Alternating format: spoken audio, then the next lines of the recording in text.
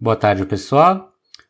Temos então visto a técnica funcional, né, caixa preta, para definição de testes. Então, como eu posso definir testes com base apenas na especificação do software. Temos visto um pouco como funciona o JUnit para fazer teste de unidade. E agora vamos ver alguns exemplos, né, qual é a ideia da técnica estrutural, que seria, né, aquelas técnicas conhecidas com o nome de caixa branca. Né? Então, o que eu posso fazer quando eu conheço a implementação do software. Né? É claro, tanto das caixa branca e caixa preta tem muitas técnicas, né? A gente vai ver aqui alguns exemplos, mas tem mais nos livros, provavelmente.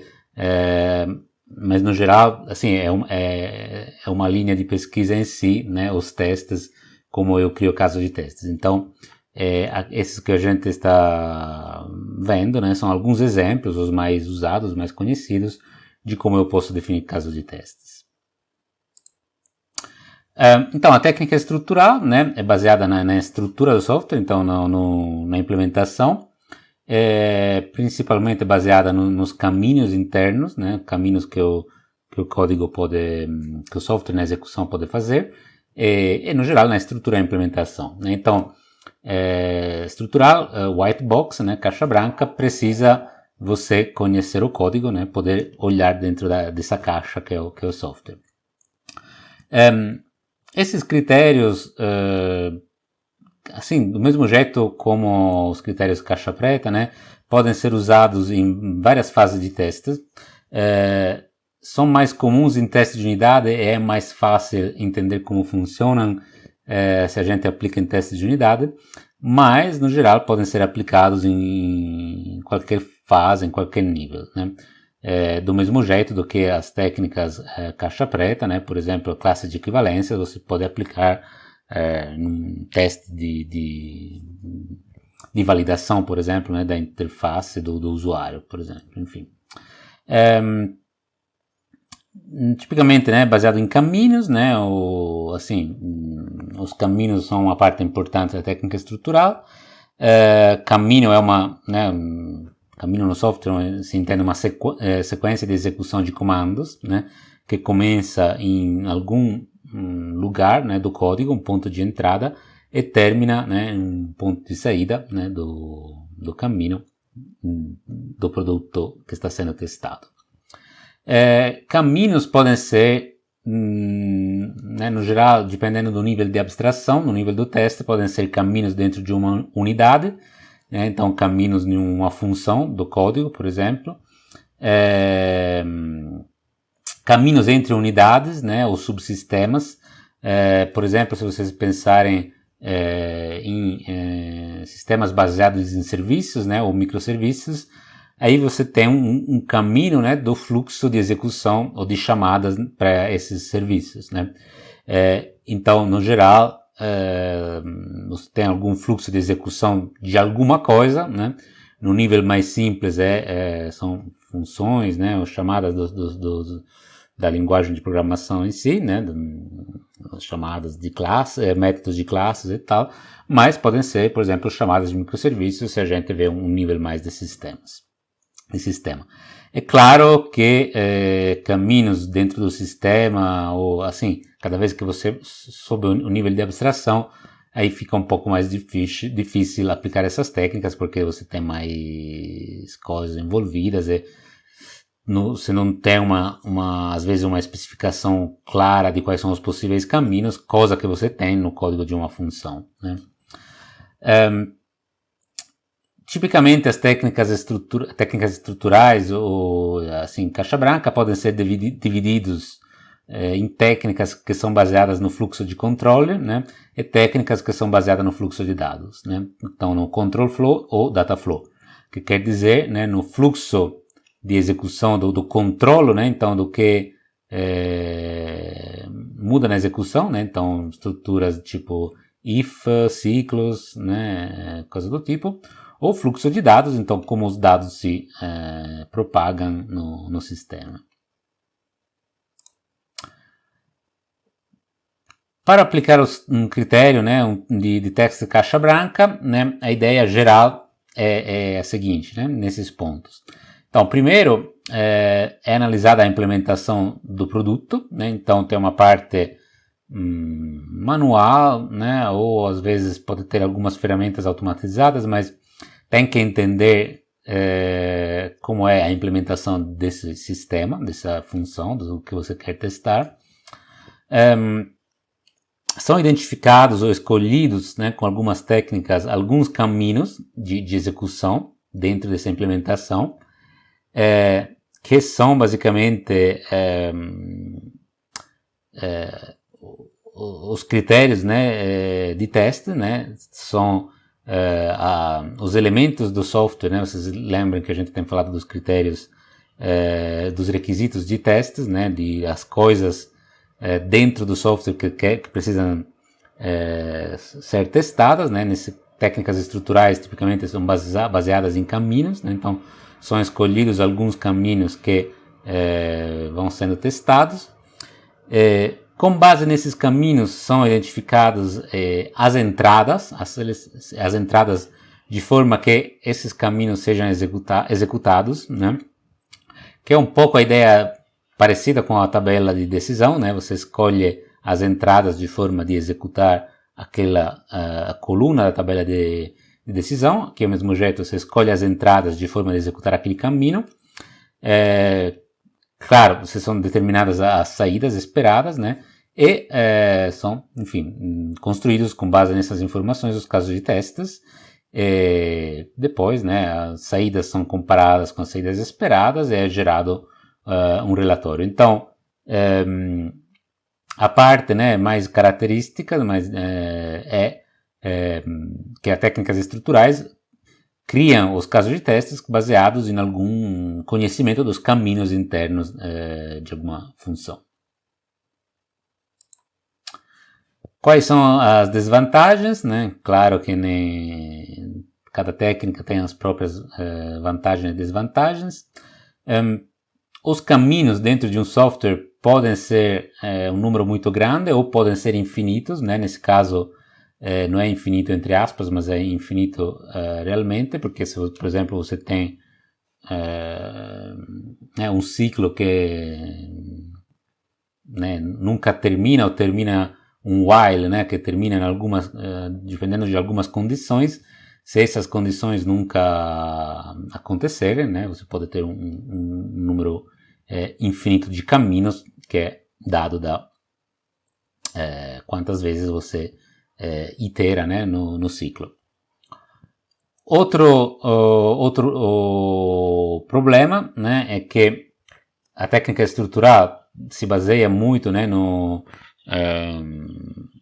nos caminhos, enfim, na estrutura interna do software, e pode, dependendo dos dados, né, de entrada que são escolhidos, pode não revelar defeito que é sensível a dado, né? Então, defeitos que aparecem dependendo dos valores de entrada, né?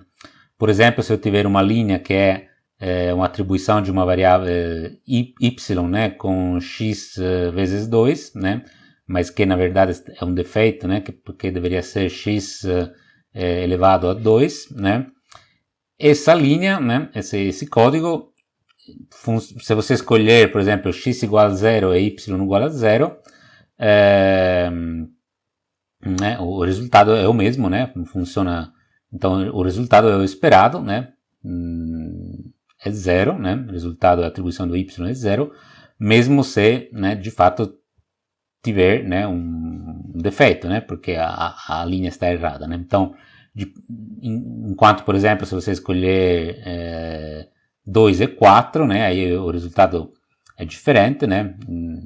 Então, nesse caso aparece o defeito, né? Então, aqui dependendo de como você escolhe os dados, esse defeito pode aparecer ou não, né?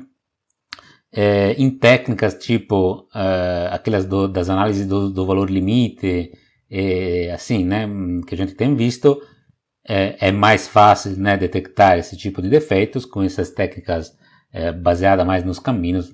Esses defeitos tendem a não ser detectados, por isso que tipicamente o ideal seria combinar diferentes técnicas.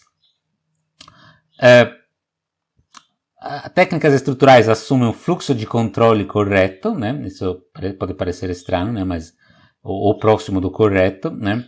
Então, a ideia é que essas técnicas visam detectar problemas no código, né?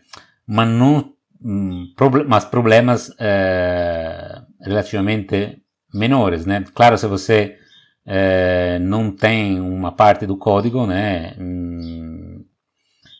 Ou não tem assim, né? Tem caminhos que não existem, né? Isso você não pode descobrir, né? Você pode apenas descobrir que os caminhos existentes, que nos caminhos existentes o software se comporta como esperado, mas não pode detectar que, por exemplo, está faltando algum caminho, está faltando algum caso particular, né? Porque você consegue, você cria os casos de testes com base nos caminhos existentes, né? Então você tenta exercitar o sistema em todos os caminhos existentes, mas se o caminho não foi previsto, não foi o caso, um dado caminho não foi considerado, claro, você não pode testar esse caminho, descobrir que ele não está funcionando.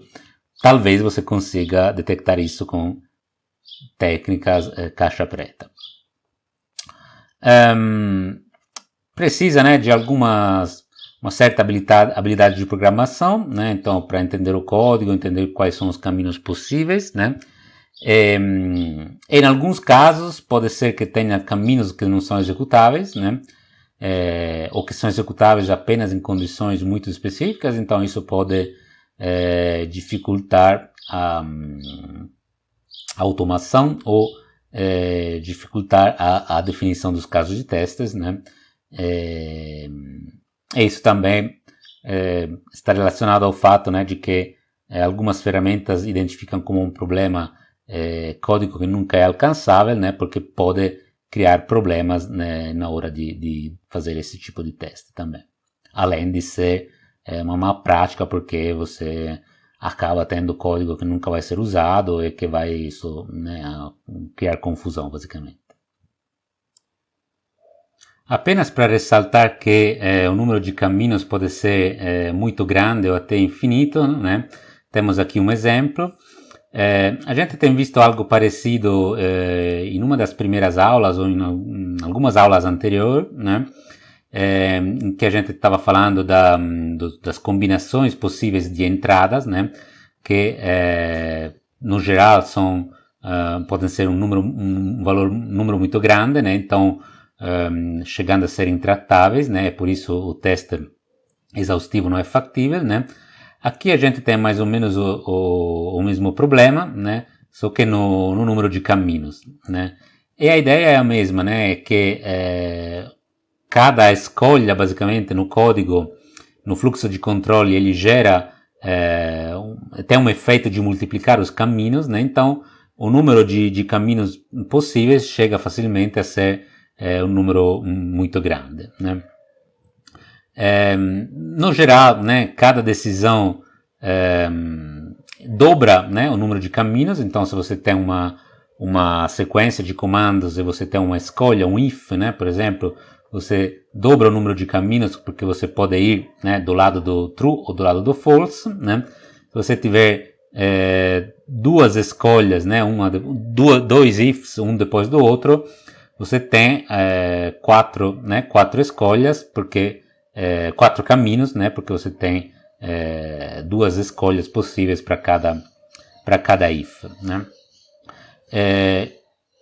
Para cada ciclo, né? Na verdade, você tem você multiplica, né, o número de caminhos por um certo número de vezes, né? Então, que é ainda pior, né? Se a gente pegar esse exemplo aqui, né, de 3 ciclos um dentro do outro, né? Então, um que itera na variável i, né, 1000 vezes, um na variável j e um na variável k, né? Depois chamam a função do something with, né? Nesse código aqui, né, do something with é executado 1 bilhão de vezes, né? Então 1000 vezes 1000 vezes 1000, né? Né? Então que já, né, chega a ser um número muito grande. no geral, né, aqui você poderia dizer, bom, mas isso, a objeção é que é um caminho só, um caminho, né, um caminho único, na verdade, né, que você sabe, né, que aqui entra nesse for, depois nesse, aqui itera 1000 vezes nessas instruções aqui, né, depois volta nesse outro for do J, né, depois mais 1000 vezes aqui, itera mais 999, né, vezes aqui e tal, né. Mas isso você consegue dizer porque você sabe, né, tem um conhecimento da semântica do software, né, do código. Se, por exemplo, né, essa inicialização de IJK não fosse feita aqui no ciclo, né, você não teria como dizer quantas iterações faz em cada ciclo, né, em cada for. Então você teria, por exemplo, para cada for, você teria o caminho em que você faz uma iteração, o caminho em que você faz 2 iterações, o caminho em que você faz 3 iterações e tal, né? Cada vez multiplicado, né, para os outros, né? Então, no geral, você teria, né, 1 bilhão de caminhos. E, né, no geral, você precisa considerar essas condições, né? Todas as possíveis vezes que você vai sair do ciclo, porque você não tem como saber, de novo, né, na forma geral, o que está sendo feito naquele código, né? Porque tem um resultado teórico, né? Não sei se vocês já viram isso, mas tem um resultado teórico do que propriedades não triviais, né, de software não podem ser são indecidíveis, né? O teorema de Rice, né? Poder encontrar, né? Então, basicamente, para automatizar, né, a geração de casos de testes, você não consegue dizer, por exemplo, que aqui você vai executar com certeza 1000 vezes, né, esse ciclo. Então, você precisa considerar todas as possibilidades, né, que eu executo 1 vez, 2 vezes, 3 vezes, 4, 1000, né, e tal. Então, no geral, o número de possíveis caminhos é muito grande. Outro problema, né, é que os caminhos que são presentes na especificação, então que deveriam, né, estar presentes, que são presentes no software, podem ser esquecidos na implementação. Então você nunca vai conseguir testar com a técnica estrutural, porque a técnica estrutural visa testar todos os caminhos existentes para ver se eles são implementados da forma correta, né? Se executam da forma correta, mas se um caminho não está lá, claramente não vai ser executado, né? Por exemplo, se eu preciso verificar uma condição sobre uma variável A e executar algumas coisas com base, né, se ela for positiva, igual a 0 ou negativa, né? Eu posso ter um if aqui, if A maior de 0 faz alguma coisa, if A igual a 0 faz alguma outra coisa, né? Mas esquecer essa implementação se A menor de 0, né? Então, só olhando os caminhos eu não consigo descobrir isso, né? Às vezes posso conseguir descobrir isso testando as entradas, né?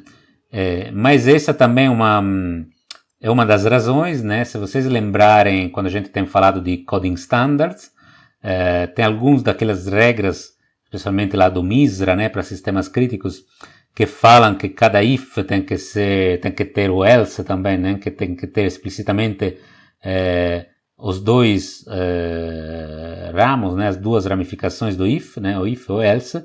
Isso é para ter certeza que está especificado no código, né, então para ter certeza, por exemplo, que aplicando uma técnica estrutural eu consigo testar todos os caminhos, mesmo os que, né, seriam esquecidos, né.